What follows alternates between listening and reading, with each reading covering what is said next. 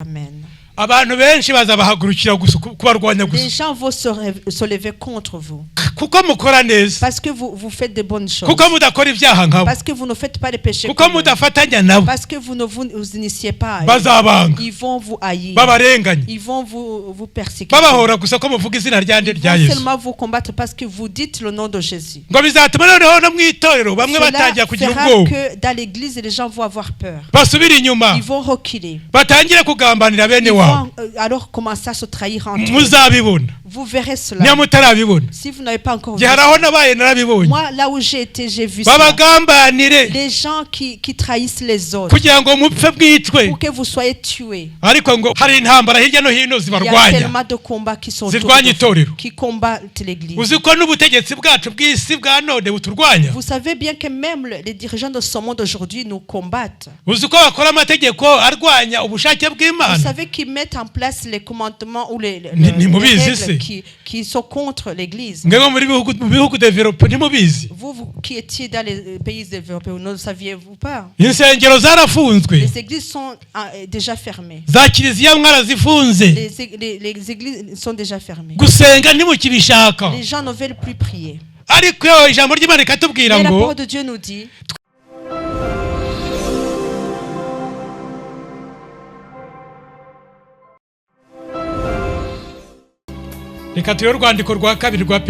lisons en 2 Pierre.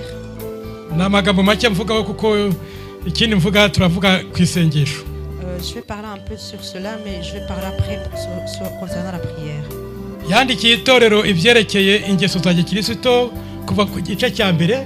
a écrit concernant les bonnes œuvres des chrétiens. 2 Pierre chapitre 1 à partir du verset 5. Et lorsqu'il est arrivé au 12e verset,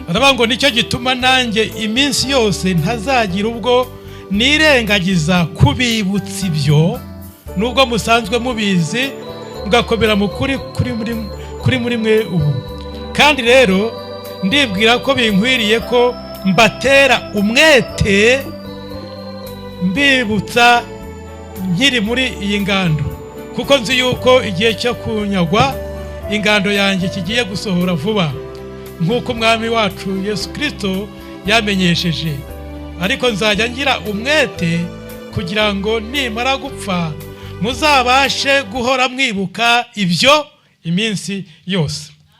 Voilà pourquoi je prendrai soin de vous rappeler ces choses, bien que vous le sachiez et que vous soyez affermis dans la vérité présente. Et je regarde comme un devoir, aussi longtemps que je suis dans cette tente, de vous tenir en éveil par des avertissements, car je sais que je la quitterai subitement, ainsi que notre Seigneur Jésus-Christ me l'a fait connaître. Mais j'aurai soin qu'après mon départ, vous puissiez toujours vous souvenir de ces choses.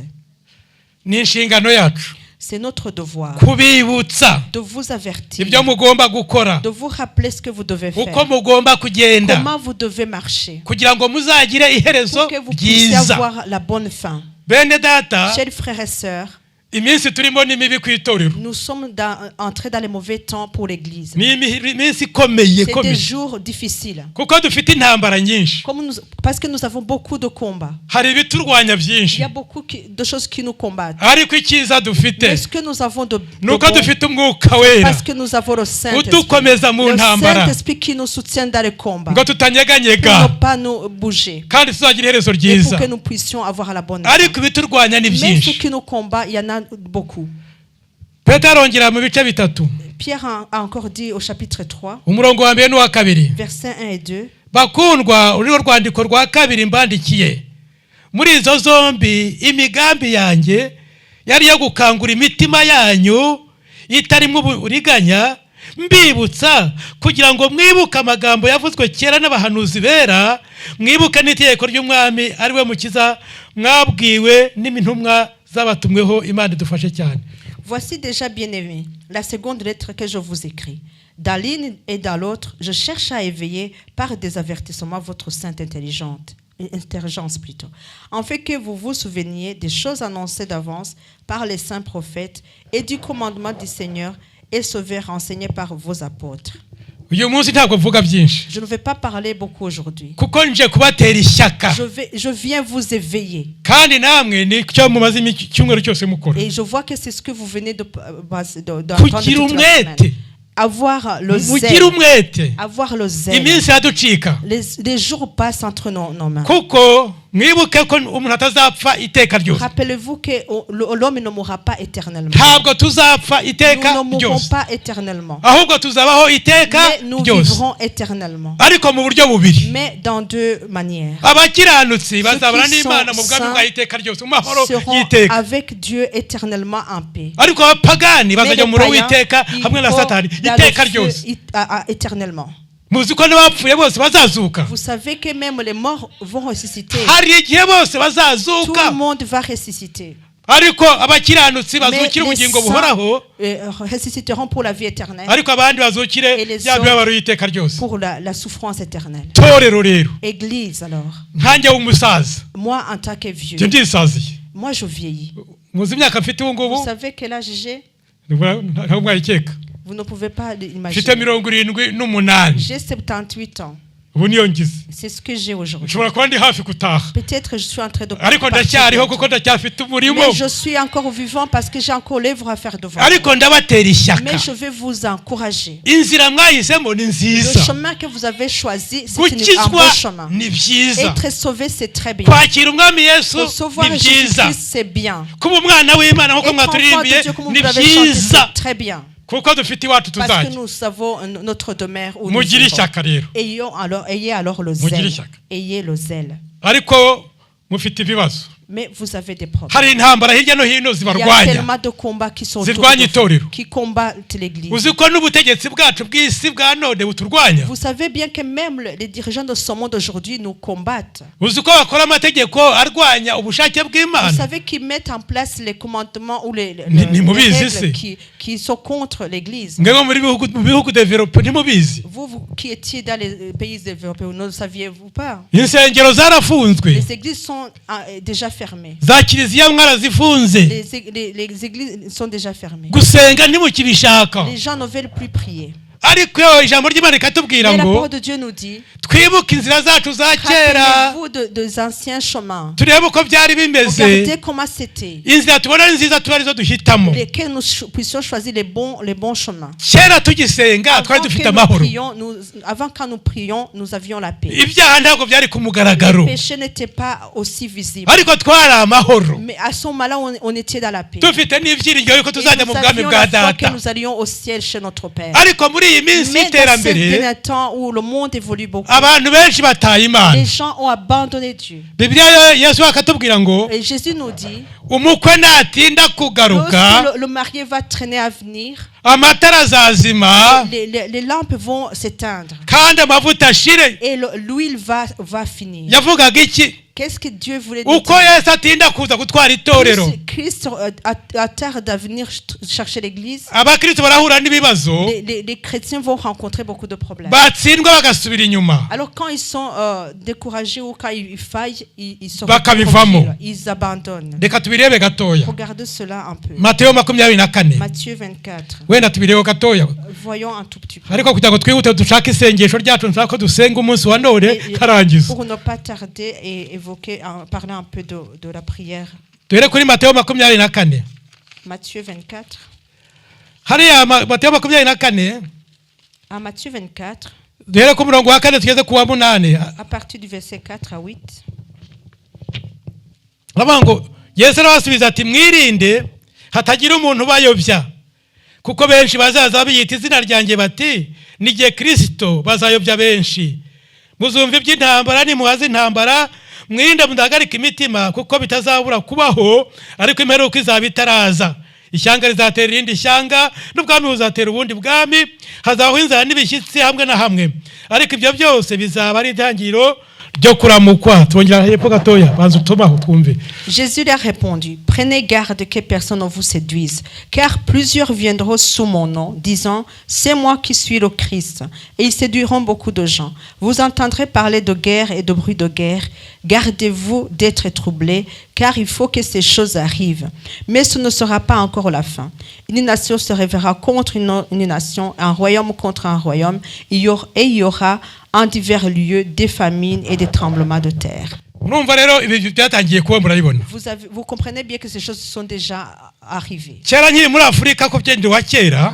Quand loin, il y a longtemps, quand j'étais en Afrique, parce que moi je suis de loin. Twumvaga intambara z'isi yose tukumva ari ibintu bitabayeho. Et nous, on entendait la guerre mondiale, mais on pensait que c'était impossible que ce soit. Isi yose intambara. Le monde entier la guerre. Ariko byarabaye. Mais cela est déjà arrivé. Intambara ebyiri zose. 2 guerres. Bigeze twumva intambara zo muri Nigeria. Après, nous avons entendu la guerre de Nigeria. Tukumva biri kure cyane. Et on entendait que c'était très loin de nous. Yego tukabyumva ariko tukumva ntibidukoraho. Nous entendions cela, mais ça ne touchait pas vraiment nos cœurs.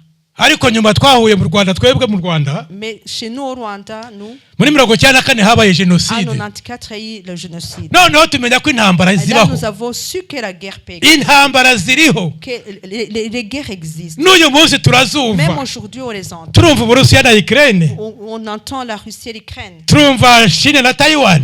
Nous entendons la Chine et le Taïwan. Kandi ibyo bigakurura États-Unis na Union européenne. Et cela attire les États-Unis et l'Union européenne. Ibyo ni ibimenyetso by'iminsi C'est y'imperuka. des signes de dernier temps. Ni bangahe babyumva bakabyumva neza. Combien de personnes comprennent ces choses-là? Tumaze kumva bimenyerewe. On s'habitue tellement de ces choses. Turumva intambara tukumva biri hirya hariya. On entend les guerres, on se dit c'est très loin de nous. Ariko ibare bitorero mwebwe Cela biratureba. concerne l'Église. Kuko dufite ubutware. Parce que nous avons l'autorité. Kandi dufite uburenganzira. Et nous avons l'autorisation. Niryo sengesho tugiye gusenga mu kanya. Alors c'est cette prière-là que nous Paulo yarisengeye bo mu Efeso. Paul l'a prié à Éphèse. Ariko tugiye kurifata hano. Nous allons l'utiliser aussi. Mwatangiye neza icyumweru gishize. Vous aviez bien commencé la semaine passée. Murashaka kugira umwete. Vous voulez avoir le zèle. Murashaka gukora imirimo myiza. Vous voulez faire de bonnes œuvres. Ariko tugomba guhagarara ku bihugu byacu no ku miryango yacu. Être prêt à combattre pour nos familles et nos pays. Hari uko tugomba kwifata kugira ngo Imana Il y a une itwemere. manière dans laquelle nous devons nous tenir pour que Dieu puisse nous entendre. Itubone nk'itorero. Pour que Dieu puisse nous voir comme l'Église. Abana bayo by'ukuri. Ces vrais enfants. Noneho icyo dusabye kandi gikoreke mu izina rya Yesu. Yesu. Nous demandons puisse être accompli. Tugomba guhagarara mu mwanya Nous mwiza. devons nous tenir dans le bon Ibyo ni ibintu endroit. tugomba gukora. Et cela c'est nous qui devons le faire. Ariko mumenye ko muri mu kurwanywa. Mais vous devez savoir que vous êtes en train d'être combattu. Intambara. Les guerres. Imitingito y'isi. Les tremblements de terre. Inzara. Les familles. Ibyorezo by'indwara. Plusieurs maladies et les pandémies. Ibyo ngibyo ni ibintu birwanya abantu mu itorero. Cela c'est des choses qui combattent l'Église. Ariko turi kumwe na Yesu tuzanesha mu izina rye. Quand nous sommes avec Christ, nous allons avoir la victoire. Tugomba kuzura imbaraga z'umwuka wera. Nous devons alors wera. être remplis de la puissance du Saint-Esprit. Ikindi kintu kiturwanya gikomeye. Autre chose qui nous combat. Ku murongo w'icyenda. Au verset 9. Turakomeza gatoya. Nous allons continuer un peu. Ubwo nibwo bazabagambanira ngo mubabazwe ndetse bazabica muzangwa n'amahanga yose abahora izina ryanjye. Nibwo benshi bazasubira inyuma ho ni mu itorero. Nibwo benshi bazasubira inyuma bazagambanira nabangane n'abahanuzi benshi b'ibinyoma bazaduka bayobye benshi. Maze uko ubugome buzagwira urukundo rwa benshi ruzakonja. Ariko wihangana akageza imperuka niwe uzakizwa. Amen. Alors on vous livrera au tourment et l'on vous fera mourir et vous serez haïs de toutes les nations à cause de mon nom. Alors aussi plusieurs succomberont et ils se trahiront et se haïront les uns les autres. Plusieurs faux prophètes s'élèveront et ils séduiront beaucoup de gens. Et parce que l'iniquité sera accrue, la charité du grand nombre se refroidira. Mais celui qui persévérera jusqu'à la fin sera sauvé. Amen. abantu benshi bazabahagurukira kubarwanya Les gusa gens vont se lever contre vous. kuko mukora neza, Parce que vous faites de bonnes choses. kuko mudakora ibyaha nkabo, Parce que vous ne faites pas de péchés. kuko comme eux. mudafatanya nabo, Parce que vous ne vous initiez pas à eux. bazabanga Ils vont vous haïr. babarenganya, Ils vont vous persécuter. babahora gusa ko muvuga izina ryanjye Ils rya vont Yesu, seulement vous combattre parce que vous dites le nom de Jésus. ngo bizatuma noneho no mu itorero bamwe Cela batangira kugira fera ubwoba, que dans l'église, les gens vont avoir peur. basubira inyuma, Ils vont reculer. batangire kugambanira bene Ils wabo. vont alors commencer à se trahir entre eux. Muzabibona Vous verrez niba cela. mutarabibona, Si vous n'avez pas encore vu gihe hari ça. aho nabaye narabibonye, Moi, là où j'ai été, j'ai vu ça. babagambanire Les gens qui trahissent les autres kugira ngo mupfe bwicwe, pour que vous soyez tués. ariko ngo uzihangana Mais celui qui va avoir la persévérance akageza imperuka jusqu'à la fin, azakizwa. celui-là sera Ikindi sauvé. kizaza ni igiki? Autre chose qui va arriver. Abigisha n'abahanuzi b'ibinyoma, Les prophètes et les enseignants, les faux prophètes et les faux enseignants. ibyo ni ibintu byateye cyane. Cela est déjà arrivé. Sinzi ko mujya mubyumva, Je ne sais pas si Sinzi vous ko avez mujya entendu mubibona. cela. Je ne sais pas si vous avez déjà vu ça. abiyita abakozi b'Imana benshi Beaucoup de barahagurutse personnes qui s'appellent les serviteurs de Dieu ngo sont bakora levés. ibitangaza En n'ibitangaza faisant des n'ibitangaza, miracles et des grands miracles. bakabyitirira Et Imana, ils disent que c'est Dieu qui les a. ariko wareba imbuto zabo Mais lorsque tu vois leurs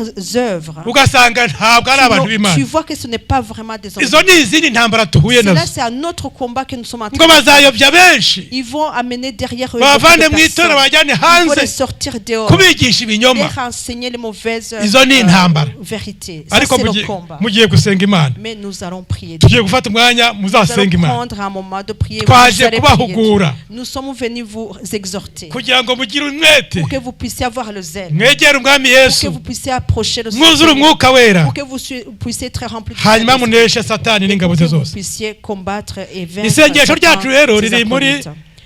mu Notre Befeso prière igice cya mbere, est en Éphésiens chapitre. niryo nabazaniye, C'est cette cyari prière-là que icyifuzo je vous ai cyanjye. apportée, c'est mon sujet de prière. Abefeso igice cya mbere, Éphésiens chapitre 1, duhere ku murongo wa 15. commençons par le verset 15. Tusome twihuse. Lisons en vitesse.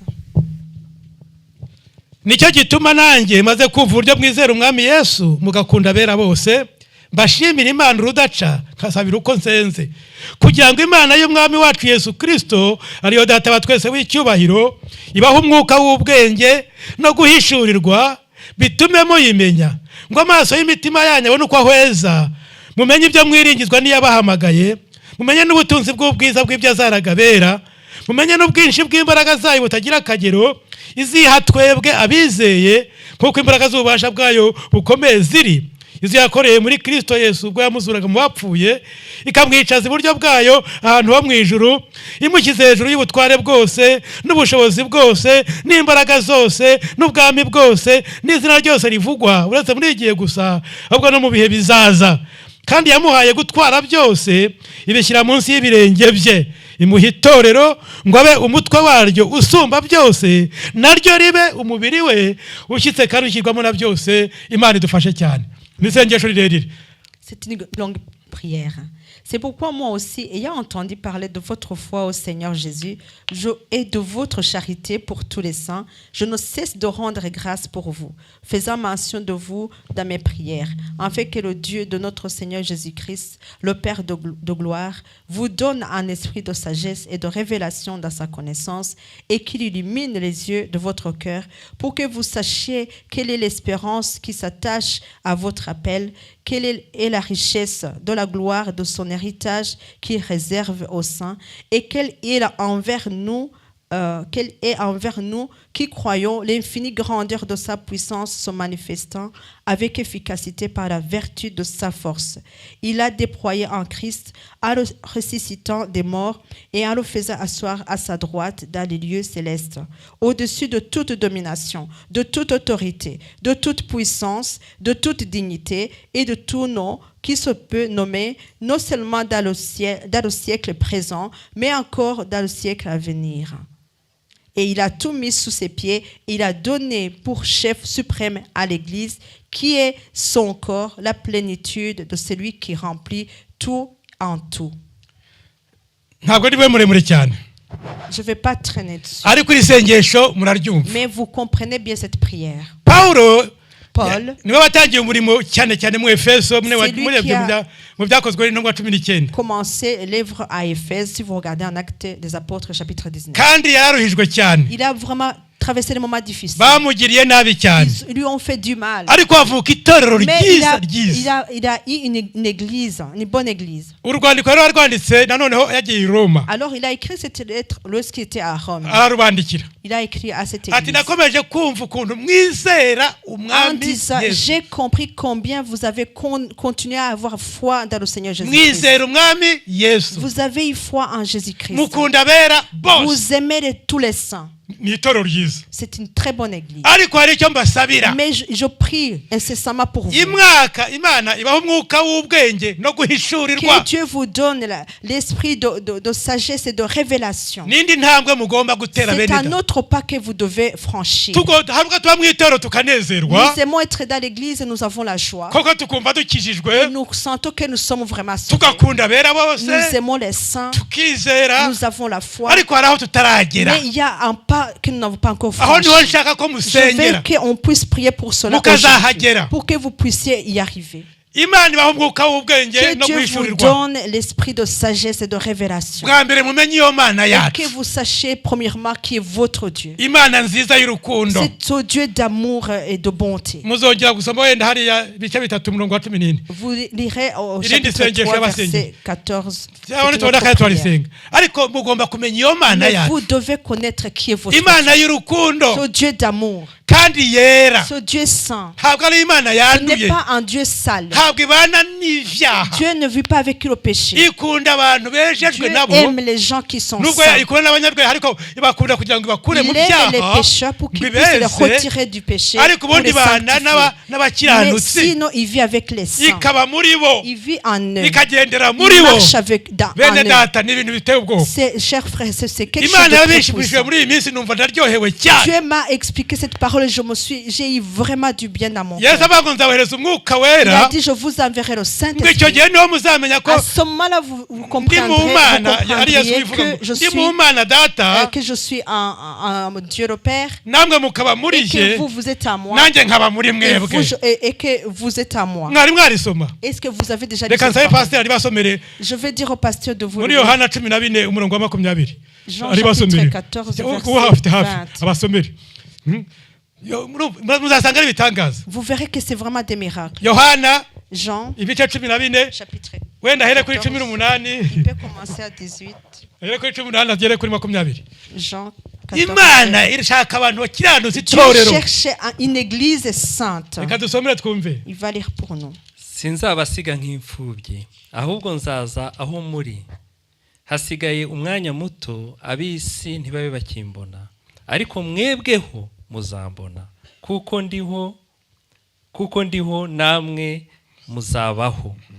Uwo munsi muzamenya ko ndi muri data, namwe mukaba muri nge, nanjye nkaba muri mwe. Ufite amategeko yanjye akayitondera niwe unkunda, kandi unkunda azakundwa na data, Amen, amen. nanjye nzamukunda mwiyereke. Amen. murumva ukuntu bimeze? Vous comprenez combien c'est bien. ko ndi muri data, yesu yivuga ko ndi muri data, Jésus lui-même dit, je suis dans mon Père namwe mukaba muri jye, et vous êtes à moi. nanjye nkaba muri mwe. Et moi, je Murumva suis icyo en kivangavange? vous. Vous comprenez ce mélange-là. imana natwe uko bimeze. Dieu et nous, comment c'est? imana ikunda itorero, Dieu aime l'église. imana ikunda abayo, Dieu aime son kandi peuple. bagomba gukorana.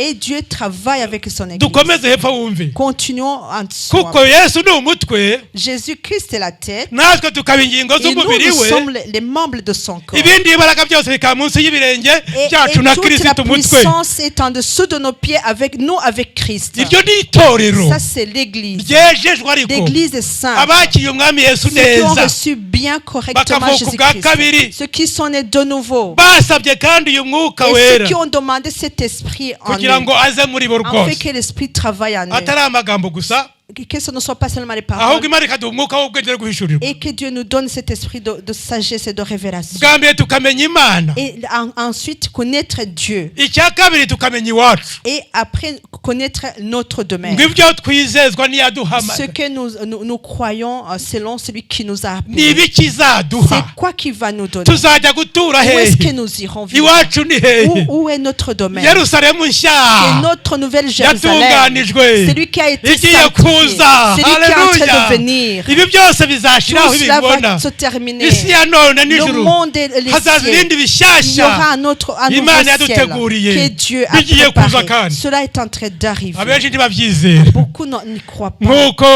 bamwe babwirwaga kuvuka ubwa kabiri ntibabyizera Comme certains étaient exhortés à naître de nouveau, ils n'avaient hari pas abantu la foi. batemera kuvuka ubwa Il y kabiri a des gens qui ne veulent pas naître de nouveau. bati byashoboka bite Et qui disent, mais comment cela peut se faire? kuko babirebera mu mubiri Parce qu'ils regardent que dans la chair. ariko imana yatwigishije mu by'umubiri Mais Dieu nous a appris selon la chair, dans la chair. kuko yahamagaye aburahamu Parce qu'il a appelé Abraham, ikamuvana il iwabo lui a fait quitter son pays. agasiga igihugu Il a cyabo laissé son vrai pays. agasiga umuryango Il a we laissé sa famille. imana Et ikamujyana Dieu l'a pris. kubwo kumvira imana Parce qu'il kubaha avait imana entendu et obéi ikamushyira à mu Dieu. kindi gihugu Il a mis dans un autre pays. ikamugira ubundi bwoko Et il butari a donné abakarudayo il a fait un autre peuple. yari inyigisho yo kuvuka ubwa kabiri C'était l'enseignement de devenir, de naître de nouveau. iyo mana yabikoze mu Ce buryo Dieu-là bw'umubiri qu'il a fait charnellement dans la chair, ikazana aburahamu ikamuhindura ubundi qui bwoko a changé Abraham à notre peuple, bwitwa isirayeli umunsi wa qui s'appelle none aujourd'hui Israël. abisirayeli nabo bahuriye n'abakarudaya mu gihe cya none Israël n'a rien à voir avec les Cardéens. ntabwo bavuga ngo ni ba sogokuruza bacu Tu ne peux pas dire que c'est leur enceinte. ni ubwoko bushya C'est un bw'imana nouveau peuple de Dieu. kuvuka ubwa kabiri rero Être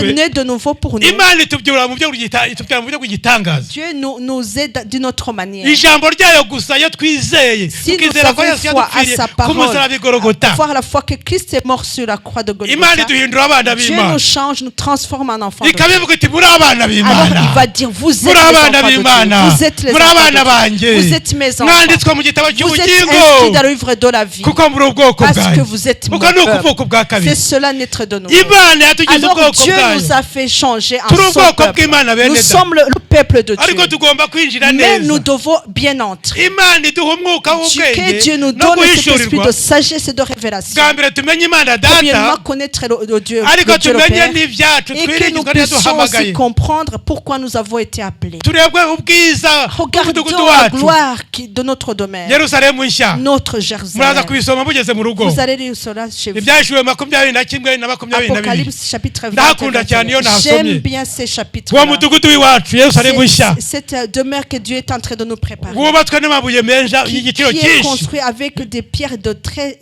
grande qualité. hatamurikirwa chères. n'izuba Là où il n'y a pas de n'ukwezi soleil ni la ubwiza lune. bw'imana La gusa gloire de Dieu seulement. nta bushyuhe nta Il n'y bukonje a pas buhaba de chaleur, il n'y a hari pas de umwuka froid. mwiza Il y gusa a un bon air. ariko kandi n'imibiri yacu ntabwo azaba ari nk'iyi ngiyi Même nos corps ne seront pas comme celles que nous portons tuzaba aujourd'hui. twambaye indi mibiri y'ijuru Nous allons vêtir dans notre imana chair. yatugeneye bene da Cette chair-là que Dieu nous a tugiye prévue. kuzataha Nous allons partir. ariko imana iduhishurira uko hameze Mais quand Dieu nous révèle comment cette demeure est, amarembo yaho ntiyugarirwa les portes ne se ferment jamais. kuko ntabwo bwira iwacu Parce qu'il n'y a pas Rukada. de nuit là-bas. ntabwo Nous tuzasinzira n'allons pas dormir. ibitotsi ni umunaniro Le sommeil, c'est parce que nous sommes fatigués. iwacu ntabwo tuzongera Là kunanirwa aussi, nous n'allons pas nous tuzabaho fatiguer. iteka Nous nk'abamarayika vivrons iteka comme les anges abana éternellement, b'imana les enfants de nuko Dieu. tuzaba tumeze gusa C'est comme cela que nta nous sommes. rusengero Il ruhari n'y a pas d'église. imana niyo rusengero Dieu est rwaho le temple. haleluya Amen. muze kubisoma mwumve bene da Lisez ces paroles et nta comprenez. marimba ahari Il n'y a pas de cimetière. cimetière. nta bitaro Il n'y a pas nta de ndwara hôpitaux. Il n'y a pas de nzara maladie. Il n'y a pas de no faim. no iwacu ni heza Chez nous, c'est merveilleux, c'est beau. niyo mpamvu rero C'est pawulo pour cela que Paul, asengera abefeso il est en train de prier pour les amaso y'imitima pour ahumuke que leurs yeux puissent s'ouvrir barebe et iwacu qu'ils puissent regarder chez barebe eux n'ibyo bizezwa et qu'ils puissent regarder yabahamagaye ce en quoi ils ont cru. bizatuma tifuza iby'ino hano mu Et isi cela va faire à ce qu'il faut s'abandonner à Dieu. Il ne faut pas avoir envie de choses de ce iby'hano monde. mu isi nta reka da Les choses de ce monde n'ont pas kandi de pawulo valeur. agikizwa nawe Et Paul, quand il a été sauvé lui aussi, yababwiye ukuntu byamugendekeye il a expliqué comment cela lui est arrivé. yari umunyedini imbere Il était quelqu'un de akumva kuvuga ngo de yesu religieux. ngo ni umwana w'imana ari Il igitutsi gutuka disait imana que Christ n'était pas enfant de Dieu, c'était imana injurieux Dieu. ibyara ite se Comment Dieu peut-il kwitagira avoir d'enfant? umugore Il n'a pas de yabyaye femme. ite Comment Dieu yari a eu umunyedini d'enfant? ngo ariko ahuye na yesu ajya i Alors, damasiko lorsqu'il a rencontré Jésus Ah oui, il y en a sur le Yesu. chemin de Damas, ahuye na Yesu Lorsqu'il a rencontré ngo Jésus, ibyarinda mu byo byose tout ce qui s'est bihinduka ubusa profité devenir kubwo kuronka nde comme kubwo kuronka rien Kristo. parce qu'il avait reçu Christ. Bene data, Chers frères et sœurs, gukizwa ni byiza. être sauvé, c'est très bien. Imana niduha uwo mwuka w'ubwenge no Que Dieu nous guhishurirwa donne cet esprit de sagesse et de turebe ibyo révélation, twiringizwa afin que nous n'iyaduhamagaye, puissions regarder ce que Dieu nous a préservé. turebe ururembo rw'iwacu, Regardons notre turebe demeure. amazu y'iwacu. Regardez les maisons de notre Père. Aburahamu ngo babonye umudugudu Imana yababikiye Abraham a regardé cette demeure-là mu gihe cyabo cya kera, à son temps. bemera kureka byose Alors nabo il a dit, j'abandonne tout. bati mpaka nzaza ujya hariya muri uriya Je mudugudu, dois arriver dans ni cette ngombwa demeure. ngo nzajyaho byanze Il faut bikunze, que j'y aille ikiguzi icyo ari cyo cyose Quel que nzagitanga, soit le prix, je vais le donner. ariko nzajya Mais je hariya. dois arriver là-bas. natwe itorero niko tugomba Alors kumenya. nous, Église, aujourd'hui aussi, hari ikindi rero, nous devons être comme cela. si ukureba ibyiza gusa, Ce n'est pas Hari seulement n'imbaraga regarder Imana les iduha. bonnes choses. Il y a aussi la puissance que Imbaraga. Dieu nous donne. yabisomye On a lu, umurongo wa 19. verset 19. Ongera basomere. Je vais lire encore. Et qu'elle est envers nous qui croyons l'infinie grandeur de sa puissance, se manifesta avec efficacité par la vertu de sa force. ziriya mbaraga rero zikorera mu itorero. Cette puissance alors travaille dans l'église. kubera iki itorero? Pourquoi l'église? kuko turi umubiri wa Parce que Kristo, nous sommes le corps de Christ. turi ibiganza by'umwami, Nous sommes les mains du turi Seigneur. amaboko Nous y'umwami, sommes les mains et turi amaguru nous sommes les y'umwami, pieds du Seigneur. ingingo zose z'umwami Tout le corps de ni Christ, itorero. c'est l'église. Kristo akaba Et umutwe, Christ est la tête. murabibona hariya hepfo. Vous regarderez un peu. none rero Imana yabaha imbaraga, Alors Dieu va vous donner la irashaka force. ko mubohora abantu. Dieu veut que vous partiez et libérer les gens. ibibazo biri mu isi Imana Il y irashaka a beaucoup de kubakoresha problèmes dans ce monde, mais Dieu veut vous utiliser.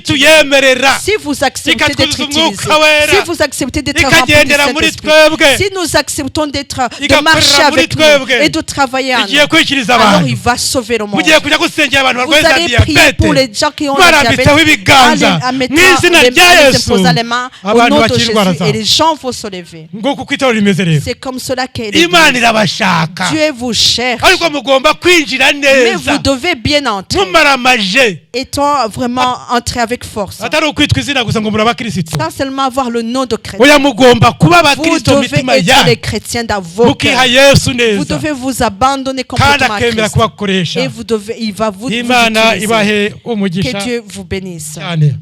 Amen. Rya sengesho sinshaka kurisiga rindi, Je ne vais pas rater cette deuxième ibice prière bitatu bya au Efeso. chapitre 3. ibi ariko hepfo mwahasomye mwahumvise simpajya Je ne vais cyane, pas trop traîner en bas, vous avez ko ari compris. umutwe mukaba Que ingingo Christ est la n'ibindi, tête, que vous êtes les ubundi butware membres. bwose bukajya munsi Et yacu. que toute la puissance est en dessous de nos pieds. hanyuma igice cya gatatu umurongo wa cumi Chapitre n'ine 3, verset 4. mwumve nanone, Écoutez très bien. nicyo gituma mfukamira data wa twese uw'imiryango yose yo mu ijuru no mu isi yitirirwa, ngo abahe nk'uko ubutunzi bw'ubwiza bwe buri gukomezwa cyane mu mitima yanyu kubw'umwuka we, kandi ngo Kristo ahore mu mitima yanyu kubwo kwizera, kugira ngo ubwo mumaze gushorera imizi mu rukundo mukaba mushikamye, muhabwe imbaraga zo kumenyera hamwe n'abera bose ubugari n'uburebure bw'umurambararo n'uburebure bw'igihagararo n'uburebure bw'ikijyepfo bwarwo ubwo ari bwo, mumenye n'urukundo rwa Kristo ruta uko rumenywa, ngo mwuzuzwe kugeza ku kuzura kw'Imana. Ni ukwibasha gukora ibiruta cyane ibyo dusaba ndetse n'ibyo twibwira byose, kuko imbaraga zayo zidukoreramo, ikibahiro kibi cyayo mu itorero no muri Kristo Yesu kugeza iteka ryose ry'ibihe bidashira. Amen. Amen. À cause de cela, je fléchis les genoux devant le Père, du cœur tire son nom, toute famille, dans les cieux et sur la terre, afin qu'il vous donne, selon la richesse de sa gloire, d'être puissamment fortifié par son esprit dans l'homme intérieur, en sorte que Christ habite dans vos cœurs par la foi, afin qu'étant enracinés et fondés dans l'amour, vous puissiez comprendre avec tous les saints, quelle est la largeur, la longueur, la profondeur et la hauteur, et connaître l'amour de Christ qui surpasse toute connaissance, en sorte que vous soyez remplis jusqu'à toute la plénitude de Dieu. Or, à celui qui peut faire par la puissance qui agit en nous, infiniment au-delà de tout ce que nous demandons ou pensons. À lui soit la gloire dans l'Église et en Jésus-Christ, dans toutes les générations, au siècle des siècles. Amen. Amen, amen, amen. abaye nk'uko ubutunzi bw'ubwiza bwe buri, gukomezwa cyane mu mitima yanyu kubw'umwuka wera, gukomezwa cyane mu mitima yanyu kubw'umwuka wera. Qui vous donne avec toute... yego hariya murongo ikomeza murongo wenda hera kwa 15 verset 15, du cœur 16. En fait, qu'il vous donne, selon la richesse de sa gloire, d'être puissamment fortifié par son esprit dans l'homme intérieur. Vous comprenez bien. Être puissamment fortifié dans l'homme intérieur. Être fortifié. En soyant enraciné en lui, dans son amour. C'est des choses puissantes. Cela nous aidera à connaître l'amour de Dieu. Sa grandeur. Dieu t'aime. Dieu t'aime. Dieu m'aime. Dieu aime son église. Dieu nous aime. Dieu ne nous va pas nous abandonner, non. Nous devons seulement nous décider de le suivre. Décidez-vous de suivre le Seigneur. Décidez-vous de le chercher. Et le reste Dieu va faire parce qu'il vous aime fortement. Il ne va pas accepter que le diable puisse vous voler ou vous vous comprendrez combien son amour est grand. Mais en étant en esprit, nous ne pouvons pas comprendre cela dans la chair. L'amour de Dieu est incroyable. Il m'aime et t'aime. Je le sais très bien qu'il m'aime. Quand je pense, je ris dans mon cœur. Et je dors, je dis Dieu m'aime, Dieu m'aime. Et c'est vrai, Dieu t'aime. Chers frères et sœurs, grandissons en Christ, fortifions-nous en Christ. Ensuite, et soyez enracinés, fondés dans son amour, en fait de tirer la sève de cet amour, en fait que nous puissions être remplis et que nous ayons l'amour du prochain aussi. Que Dieu vous bénisse. Alors je vais vous donner un devoir à faire. Vous allez lire en Matthieu chapitre 25. Il y a trois proverbes. Comme nous sommes son église. Le marié tarde à venir pour chercher son église. Christ a donné 3 proverbes en attendant. À cause de ces problèmes, de ces combats dont je vous ai parlé, ces enseignements faux, ces faux prophètes qui veulent faire reculer l'église de Christ. Mais Jésus nous a donné ce proverbe. Le proverbe de 10 vierges. Elles sont parties rencontrer le marié. Leurs 10 lampes étaient bien allumées. Ils avaient toute leur huile. Et ils pensaient que le marié allait arriver vite. Mais le marié a tardé. Lorsqu'il a tardé, ils ont attendu. Et plus tard dans la nuit, ils se sont endormis. Ils étaient fatigués. Mais les lampes étaient toujours allumées. Alors l'huile s'est épuisée dans les lampes. Si on parlait des lampes,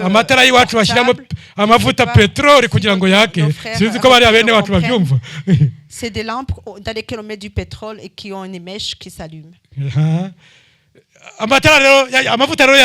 Alors l'huile est finie. Lorsque l'huile se termine, alors la lumière s'éteint aussi. Et c'est ces lampes-là qui étaient en Israël. Alors les lumières se sont éteintes. Alors la nuit, le marié arrive, il faut venir l'accueillir. Alors lorsqu'ils sont allés voir leurs lampes, il n'y avait plus d'huile.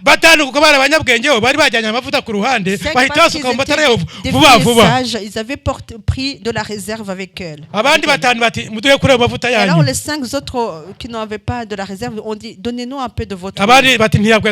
Et les autres ont dit, non, ce ne sera pas assez pour nous tous. Mais plutôt partez acheter ailleurs. Alors lorsqu'ils sont partis, le marié est arrivé. Il est rentré rentré avec les 5 vierges. abandi batanu baza kugaruka yakinze Alors les urugi 5 sont revenus lorsque la porte était déjà fermée. batangira gukomanga Alors ils ont toqué à la porte. ati dukingurire En disant, mwami ouvre-nous, Seigneur. ati muravuye ko ntabazi Alors le mari a dit, mais je ne vous connais pas. baturatuzi kuko twari kumwe nabo bene Et data bandi turi ils ont dit, kumwe mais tu nous connais parce qu'on était avec les autres là. ati ntabwo nigeze kubamenya Alors le nimwumve mari a imbere dit, non, je ne vous ai pas vu, je ne vous connais pas. ntabwo binjiye mu bwami Et n'ont pas su nicyo rentrer umugani uvuga dans le royaume. C'est ce que la umukwe parabole veut aratinze dire. umukwe Le aratinze marié tarde à venir. none amavuta ari mu gushira mu Et matara l'onction, l'huile est en train de finir abantu bari mu dans les lampes. gusinzira Les gens sont en train de abantu bari s'endormir. mu gusubira Les inyuma gens sont en train de retourner en arrière. ariko tugize amahirwe Mais si nous avons la chance, twebwe twakomeza nous pouvions continuer, tukagira wa mwete avoir le zèle, rya shyaka le zèle. tugakomeza Et tugasenga nous puissions continuer tubwira imana ngo à prier dukomeze en disant, uduhe Seigneur, amavuta continue de nous donner amavuta ni l'onction. umwuka wera L'huile, komeza c'est le uduhe amavuta Saint-Esprit. Seigneur, ukomeze continue uduhe de nous donner le amavuta Saint-Esprit. azasange Pour, dufite afin que quand il va amavuta revenir, nous puissions avoir encore de l'huile.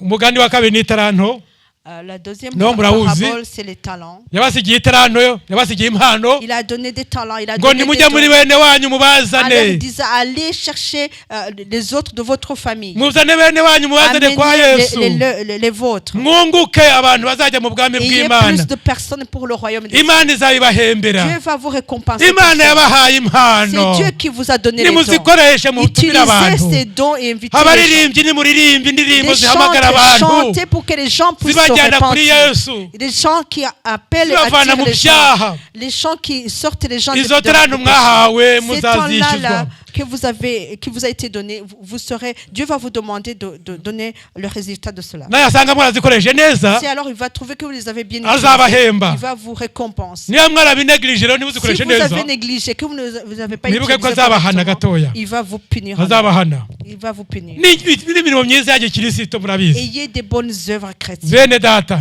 ngo nari frères et umushyitsi ndaza muranyakira J'étais visiteur et vous m'avez accueilli. erega nimusabe imana umwuka wera Je vous demande vraiment de demander le Saint-Esprit. izo ni imbuto z'umwuka Cela, c'est wera le fruit du Saint-Esprit. azabashisha gukora ibyo Il byose va vous aider à faire toutes ces choses. azabaha Il amavuta vous donnera de l'huile. azakoresha itaranto mwahawe Il va utiliser les talents qu'il vous a kandi donnés. azatuma mwera imbuto za Et il gikirisito va vous pousser à apporter des fruits chrétiens. kandi umwami azabajyane mu Et bwami le bwe Seigneur va iteka vous amener dans amahoro le y'imana rero abane namwe Que la paix de Dieu ndabifuriza puisse être umugisha avec w'imana vous. iri sengesho cyangwa amasengesho souhaite yo que mu vous efeso soyez muyagire ayanyu Et que ces prières soient pour vos prières. ndangirize rero ahantu hamwe dusenga Je sibyo vais terminer. nabatindiye ndabizi Je suis ibyahishuriwe kabiri ibyahishuriwe kabiri en Apocalypse. iri torero ryo mu efeso ryakoze neza L'église d'Éphésiens a bien fait. ryakoze neza Il a très bien fait. ariko nyuma Mais après, umwami yarigaye le Seigneur reka dusome n'a twihuse pas apprécié son comportement. Lisons vite.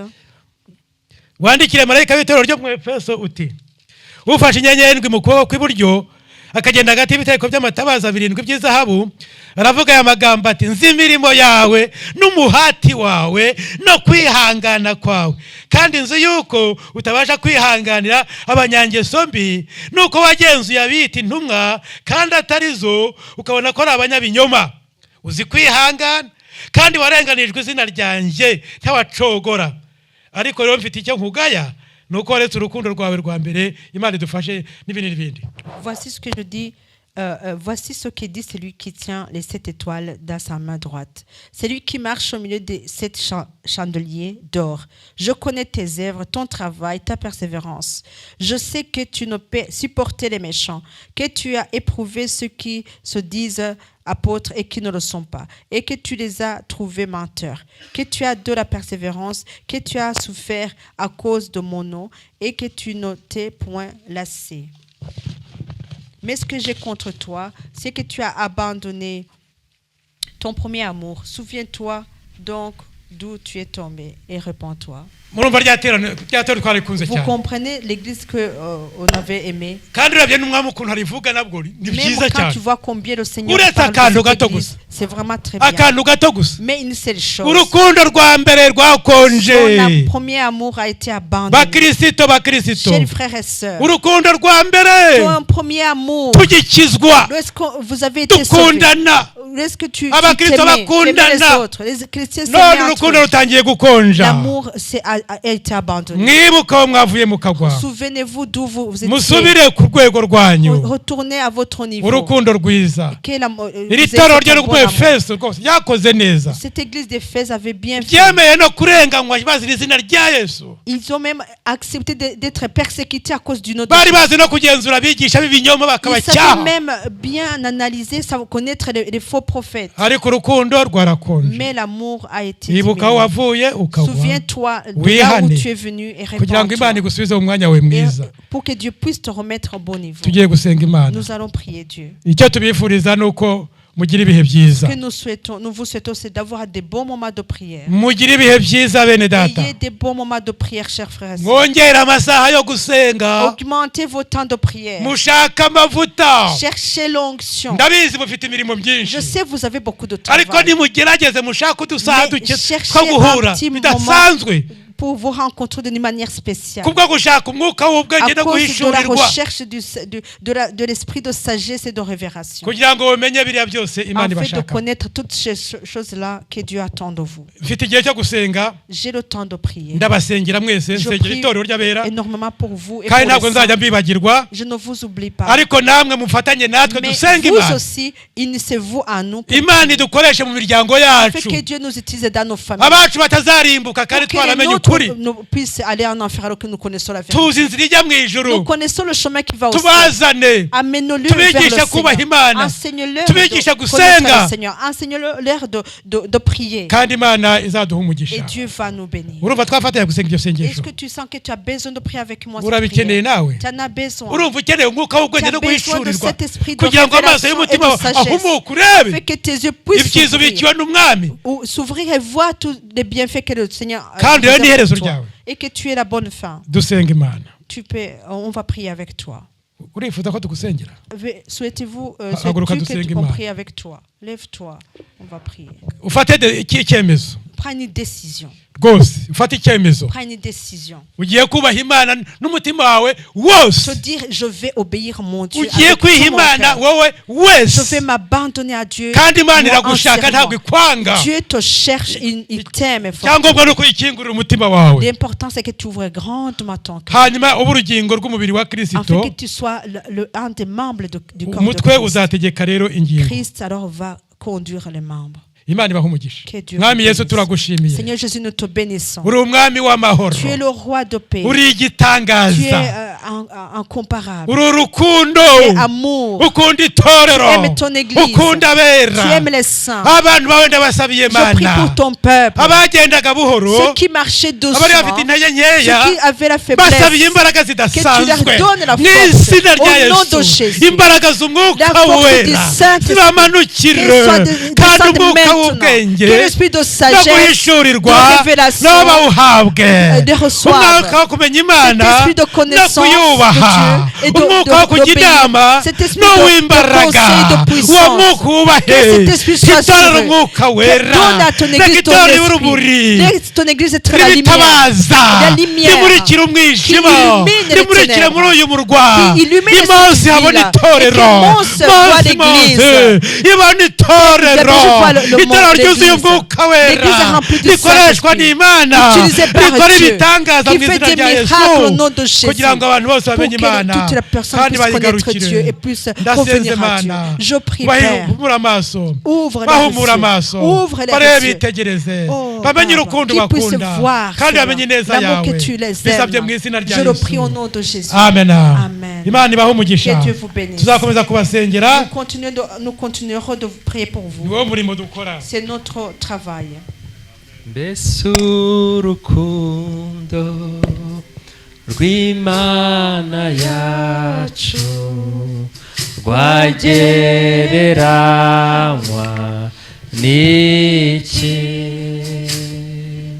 Mw'ijuru n'isi baruririmbe kugeza iteka ryose. Mbese urukundo, mbese urukundo rw'Imana yacu rwagereranywa n'iki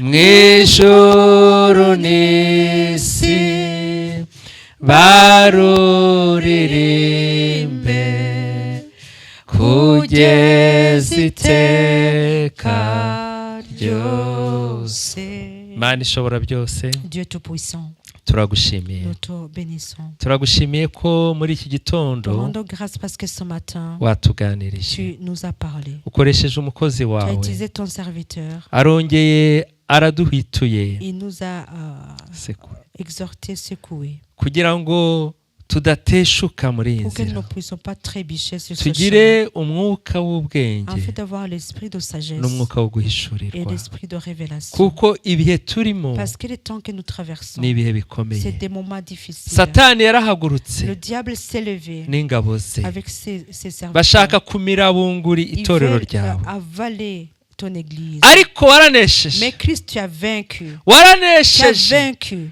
uri muri data, Tu es dans le Père. kandi natwe turi muri Et nous wowe. sommes en toi, nous aussi. waranesheje Tu as natwe vaincu, twaranesheje. Seigneur Christ, et nous avons vaincu Mana aussi. uduhe kuba maso, Seigneur, donne-nous à être uduhe éveillés. gusenga, Donne-nous à prier. kugira ngo kiriya gihugu Pour que ce waduteganyirije pays demeure que tu as prévu pour nk'uko nous. bakitubwiye Comme on l'a décrit pour nous. tuzakibemo. Nous puissions y entrer, y vivre. Mana umugaragu wawe, Seigneur, ton serviteur. umukozi wawe, Ton serviteur. tumusabiye Nous umugisha, prions, Seigneur, pour que tu ugendana bénisses, n'abavugabutumwa. que tu lui Niwe donnes la wamuhamagaye, bénédiction des prédicateurs. turagushimiye C'est impano toi qui washyize l'as muri appelé. we. Nous te bénissons pour le don que tu as mis en lui. turagushimiye ko ukomeje Nous te kumukoresha, bénissons parce que tu continues de l'utiliser. akomeze ahindurire benshi Continue à changer kuri wowe plusieurs Mana. pour toi, Seigneur. Mana igira neza, Seigneur qui fait dusabiye du bien. umugisha umufasha Nous we, bénissons son épouse. dusabiye umugisha umuryango Nous we, bénissons sa famille. ujye uhora umubera Que amaso, tu puisses veiller ujye pour uhora sa famille. ubarinda ku Que manywa tu na les nijoro, protèges la nuit et le abamarayika jour.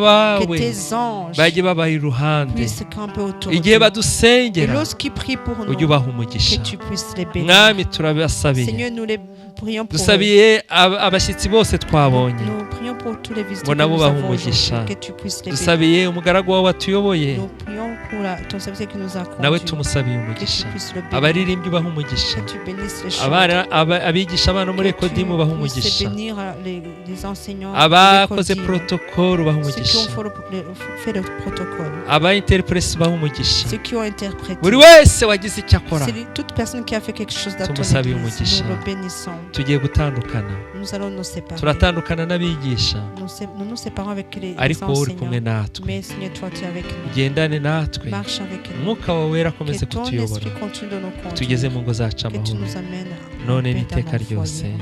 Maintenant, à amen. Amen. amen amen. turashimiye umukozi Nous w'Imana, remercions le serviteur de Dieu. Yesu aguhe umugisha. Que Dieu vous bénisse.